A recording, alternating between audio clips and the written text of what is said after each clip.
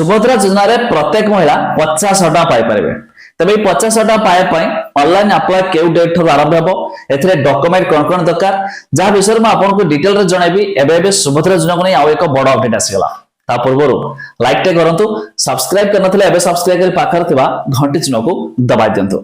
आपण माने तो सुभद्रा योजना समस्त नाम सुनि सारथिबे केउठी ना केउठी।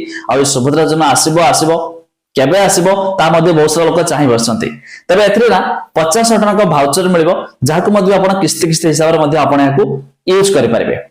एबे देखंतु जो गला राज्य बजेट रे हमर मुख्यमंत्री मोहन चरण माझी घोषणा करछंती कि महिला मानक पई आर्थिक सहायता 10,000 कोटी टंकार मध्ये व्यवहार, जाकी ए 10,000 कोटी टंका मध्ये बंटन हेबो एही सुभद्रा योजना अधीन रे।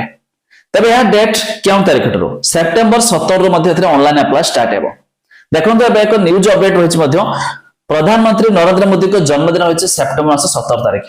आ एही अवसर रे माने सेही डेट थारो मध्ये आरंभ हेबो सुभद्रा योजना, जाकी आपण वेबसाइट आसीबो। से वेबसाइट जोगे आपण ऑनलाइन रे अप्लाई कर परबे। आ आर अप्लाई प्रोसेस कोन रहबो, वेबसाइट रो लिंक कोन जतबेला आसीबो निश्चित हम आपण को एक वीडियो माध्यम रे जणे देबो, जाकी आपण माने सथरे मध्ये अप्लाई कर परबे। एबे कथा उठे यार डॉक्यूमेंट कोन कोन लागबो। फर्स्ट ऑफ जे अप्लाई करबो तार आधार कार्ड, फोटो, एमिति कि एथिरे एक इनकम सर्टिफिकेट लागियो ले जणा पड़छ। किंतु इनकम सर्टिफिकेट कहार, महिला मानकर बा ताको स्वामी का नामर। तो एठी होइछ कंफ्यूज, जाकी अपरजता कोन से क्लैरिफाई बा कोन से फिक्स आसेनी।